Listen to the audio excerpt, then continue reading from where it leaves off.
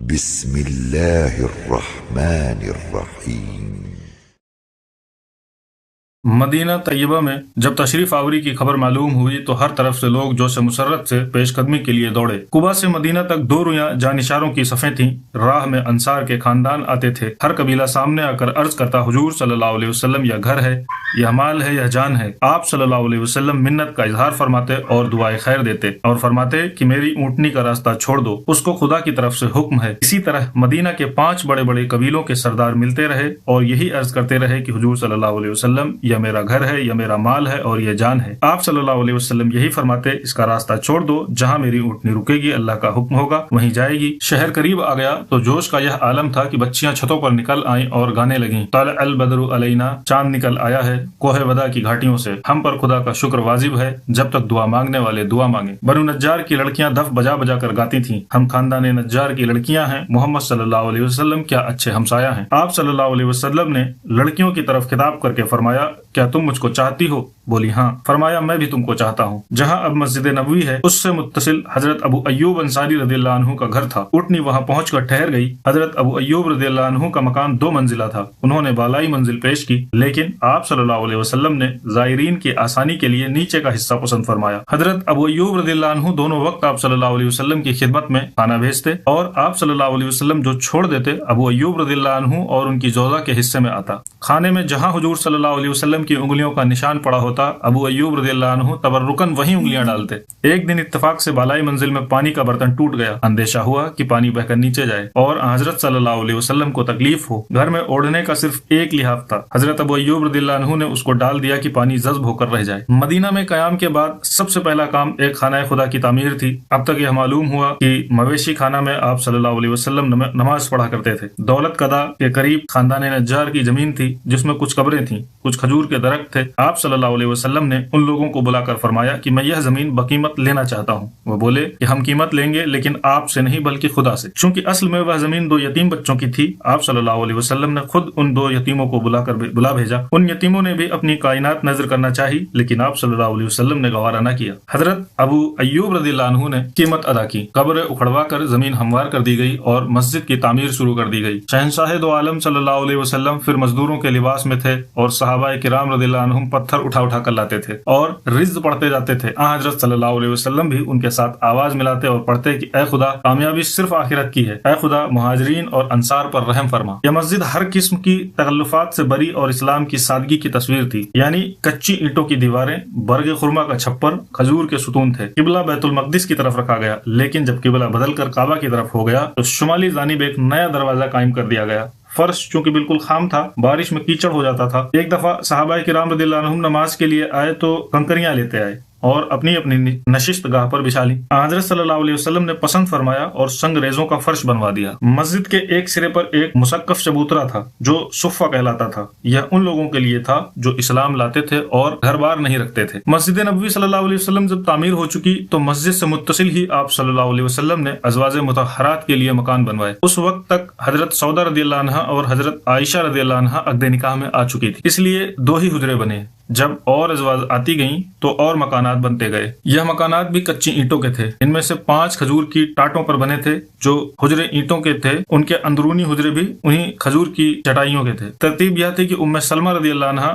ام حبیبہ رضی اللہ عنہا، زینب رضی اللہ عنہا، جویریہ رضی اللہ عنہا، میمونہ رضی اللہ عنہا، زینب بنت جحش کے مکانات شامی جانب تھے اور حضرت عائشہ رضی اللہ عنہا، صفیہ رضی اللہ عنہا، سودا رضی اللہ عنہا مقابل جانب تھی۔ یہ مکانات مسجد سے اس قدر متصل تھے کہ جب آپ صلی اللہ علیہ وسلم مسجد میں اعتکاف میں ہوتے تو مسجد سے سر نکال دیتے اور ازدواج مطہرات گھر میں بیٹھے بیٹھے آپ صلی اللہ علیہ وسلم کے بال دھو دیتی تھی۔ یہ مکانات 6-6 7-7 ہاتھ چوڑے اور 10-10 ہاتھ لمبے تھے۔ چھت اتنی اونچی تھی کہ آدمی کھڑا ہو کر چھت کو چھو لیتا تھا اور دروازوں پر کمبل کا پردہ پڑا رہتا تھا۔ راتوں کو چراغ نہیں جلتے تھے۔ آپ صلی اللہ علیہ وسلم کے ہمسایہ میں جو انصار رہتے تھے ان میں سعد بن عبادہ رضی اللہ عنہ، سعد بن معاذ رضی اللہ عنہ، عمارہ بن حرم رضی اللہ عنہ اور ابو ایوب رضی اللہ عنہ رئیس اور دولت مند تھے۔ یہ لوگ حضرت صلی اللہ علیہ وسلم کی خدمت میں دودھ بھیج دیا کرتے تھے اور اسی پر آپ صلی اللہ علیہ وسلم بسر کیا کرتے تھے۔ سعد بن عبادہ رضی اللہ عنہ نے التزام کر لیا تھا کہ رات کے کھانے پر ہمیشہ اپنے یہاں سے ایک بڑا بادیہ بھیجا کرتے تھے جس میں کبھی سالن، کبھی دودھ، کبھی گھی ہوتا تھا۔ حضرت انس رضی اللہ عنہ ام انس نے اپنی زائدات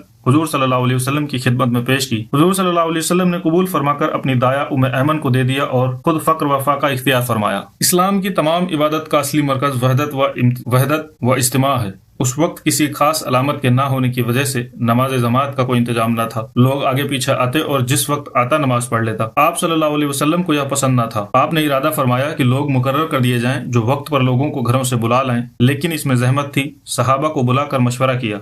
लोगों ने मुख्तलिफ राय दी। किसी ने कहा कि नमाज के वक्त मस्जिद पर एक अलम खड़ा कर दिया जाए, लोग देख कर आते जाएंगे। आप सल्लल्लाहु अलैहि वसल्लम ने यह तरीका नापसंद फरमाया। ईसाइयों और यहूदियों के यहाँ ऐलान नमाज के जो तरीके हैं वह भी आप सल्लल्लाहु अलैहि वसल्लम की खिदमत में अर्ज किए गए, लेकिन आप सल्लल्लाहु अलैहि वसल्लम ने हजरत उमर रदियल्लाहु अन्हु की राय पसंद की और हजरत बिलाल रदियल्लाहु अन्हु को हुक्म दिया कि अजान दें। इसमें एक तरफ तो नमाज की इत्तिला आम हो जाती थी और दूसरी तरफ दिन में 5 दफा दावत इस्लाम का ऐलान हो जाता था। फिर मुहाजिरीन मक्का मुअज्जमा से बिल्कुल बेसर व सामान आए थे। गो उनमें दौलतमंद और खुशहाल भी थे, लेकिन काफिरों से छिप कर निकले थे, इसलिए साथ कुछ न ला सके थे। अगरचे मुहाजिरीन के लिए अंसार का घर मेहमान खाना आम था, ताहम एक मुस्तकिल इंतजाम की जरूरत थी। मुहाजिरीन नजर और खैरात पर सब्र करना पसंद नहीं करते थे। वह दस्त व बाजू से काम लेने के खूगर थे। ताहम चूंकि बिल्कुल खाली हाथ थे और एक हब्बा भी पास न था, इसलिए आप सल्लल्लाहु अलैहि वसल्लम ने ख्याल फरमाया कि अंसार और उनमें रिश्ता उखुवत कायम कर दिया जाए। जब मस्जिद नबी सल्लल्लाहु अलैहि वसल्लम की तामीर करीब खत्म हुई तो आप सल्लल्लाहु अलैहि वसल्लम ने अंसार को तलब फरमाया। हजरत अनस रदियल्लाहु अन्हु बिन मालिक जो उस वक्त 10 साल थे, उनके मकान में लोग जमा हुए। मुहाजिरीन की तादाद 45 थी और आप सल्लल्लाहु अलैहि वसल्लम ने अंसार की तरफ खिताब करके फरमाया कि यह तुम्हारे भाई हैं। और मुहाजिरीन और अंसार में 2-2 शख्स को बुलाकर फरमाते गए कि यह और तुम भाई भाई हो। और अब वह दर हकीकत भाई भाई थे। अंसार ने मुहाजिरीन को साथ ले जाकर घर की एक एक चीज का जायजा दे दिया कि आधा आपका और आधा हमारा है। साद रदियल्लाहु अन्हु बिन अरबी जो अब्दुर्रहमान रदियल्लाहु अन्हु बिन औफ के भाई करार पाए थे, उनकी 2 बीवियां थीं। अब्दुर्रहमान से कहा कि एक को मैं तलाक दे देता हूँ, आप उससे निकाह कर लीजिए, लेकिन उन्होंने एहसानमंदी के साथ इनकार कर दिया। अंसार का माल दौलत जो कुछ था नखलिस्तान थे, रुपए पैसे तो उस जमाने में नहीं थे। उन्होंने रसूलुल्लाह सल्लल्लाहु अलैहि वसल्लम से दरख्वास्त की कि यह बाग हमारे भाइयों में बराबर तकसीम कर दिए जाएं। मुहाजिरीन तिजारत पेशा थे और इसी वजह से खेती के फन से बिल्कुल ना आशना थे। इस बिना पर आप सल्लल्लाहु अलैहि वसल्लम ने उनकी तरफ से इनकार किया और अंसार ने कहा कि सब कारोबार हम खुद अंजाम दे लेंगे, जो कुछ पैदावार होगी उसमें निस्फ हिस्सा मुहाजिरीन का होगा। मुहाजिरीन ने उसको मंजूर किया। यह रिश्ता बिल्कुल हकीकी रिश्ता बन गया। कोई अंसारी मरता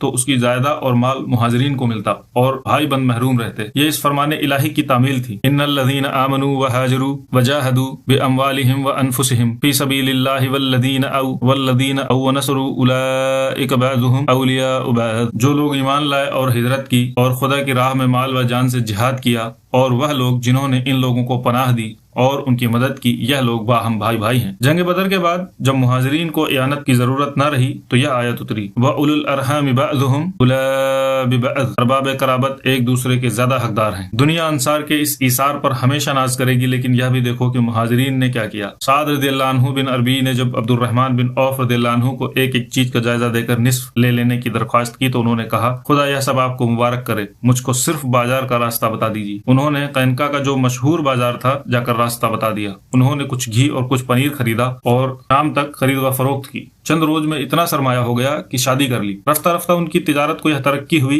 कि खुद उनका कौल है कि खाक पर हाथ डालता हूँ तो सोना बन जाती है। उनका असबाब तिजारत 700 ऊंट पर लदा करता था और जिस दिन मदीना में पहुंचता तमाम शहर में धूम मच जाती थी। बास सहाबा रदियल्लाहु अन्हुम ने दुकानें खोल ली। हजरत अबू बकर सिद्दीक रदियल्लाहु अन्हु का कारखाना मकाम सुख में था, जहाँ वह कपड़े की तिजारत करते थे। हजरत उस्मान रदियल्लाहु अन्हु बनु कैनका के बाजार में खजूर की खरीद व फरोख्त करते थे। हजरत उमर रदियल्लाहु अन्हु भी तिजारत में मशगूल हो गए थे और शायद उनकी इस तिजारत की वसअत ईरान तक पहुंच गई थी। और सहाबाए किराम रदियल्लाहु अन्हुम ने भी उस किस्म की छोटी बड़ी तिजारत शुरू कर दी थी। सही बुखारी में रिवायत है कि हजरत अबू हुरैरा रदियल्लाहु अन्हु पर लोगों ने जब कसरत रिवायत की बिना पर एतराज किया कि और सहाबा रदियल्लाहु अन्हुम तो इस कदर रिवायत नहीं करते, कि उन्होंने कहा इसमें मेरा क्या कसूर है। और लोग बाजार में तिजारत करते थे और मैं रात दिन बारगाह नबूवत में हाजिर रहता था। फिर जब खैबर फतेह हुआ तो तमाम मुहाजिरीन ने यह नखलिस्तान अंसार को वापस कर दिए। सही मुस्लिम बाबुल जिहाद में है, हजरत सल्लल्लाहु अलैहि वसल्लम जब जंग खैबर से फारिग हुए और मदीना वापस हुए तो मुहाजिरीन ने अंसार के अतिये जो नखलिस्तान की सूरत में थे वापस कर दिए। मुहाजिरीन के लिए मकानात का इंतजाम हुआ कि अंसार ने अपने घरों के आसपास जो उफ्तादा जमीनें थीं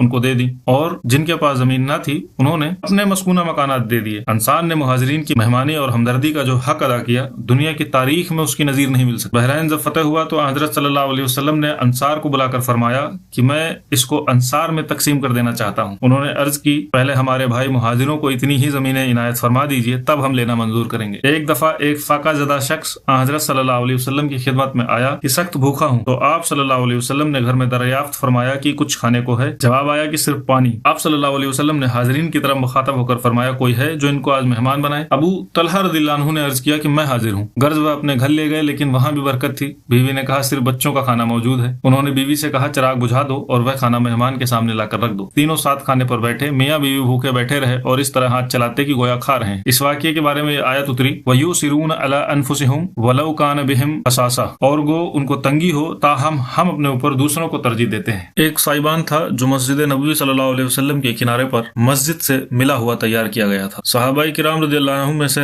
अक्सर तो मशागिले दीन के साथ हर किस्म के कारोबार यानी तिजारत या ज़राअत भी करते थे, लेकिन चंद लोगों ने अपनी जिंदगी सिर्फ इबादत और हुजूर सल्लल्लाहु अलैहि वसल्लम की तरबियत पजीरी पर नजर कर दी थी। इन लोगों के बाल बच्चे न थे और जब शादी कर लेते तो इस हल्का से निकल जाते। उनमें एक टोली दिन को जंगल से लकड़ियां चुन लाती और बेचकर अपने भाइयों के लिए कुछ खाना मुहैया करती। यह लोग दिन में बारगाह नबूवत में हाजिर रहते और हदीसें सुनते और रात को उसी चबूतरे पर पड़े रहते। हजरत अबू हुरैरा रदियल्लाहु अन्हु भी उन्हीं लोगों में से थे। उनमें से किसी के पास चादर और तहमत दोनों चीजें साथ मुहैया न हो सकी। चादर को गले से इस तरह बांध लेते कि रानों तक लटक आती। अक्सर अंसार खजूर की फली हुई शाखें तोड़ कर लाते और छत में लगा देते। खजूरें जो टपक टपक कर गिरती यह उठाकर खा लेते। कभी दो दो दिन खाने को नहीं मिलता। अक्सर ऐसा होता कि रसूलुल्लाह सल्लल्लाहु अलैहि वसल्लम मस्जिद में तशरीफ लाते और नमाज पढ़ाते। यह लोग आकर नमाज में शरीक होते, लेकिन भूख और ज़ौफ से ऐन नमाज की हालत में गिर पड़ते। बाहर के लोग आते और उनको देखते तो समझते कि दीवाने हैं। हजरत सल्लल्लाहु अलैहि वसल्लम के पास जब कहीं से सदके का खाना आता तो मुसल्लम उनके पास भेज देते और जब दावत का खाना आता तो उनको बुला लेते और उनके साथ बैठ कर खाते। अक्सर ऐसा होता कि रातों को हजरत सल्लल्लाहु अलैहि वसल्लम उनको मुहाजिरीन और अंसार पर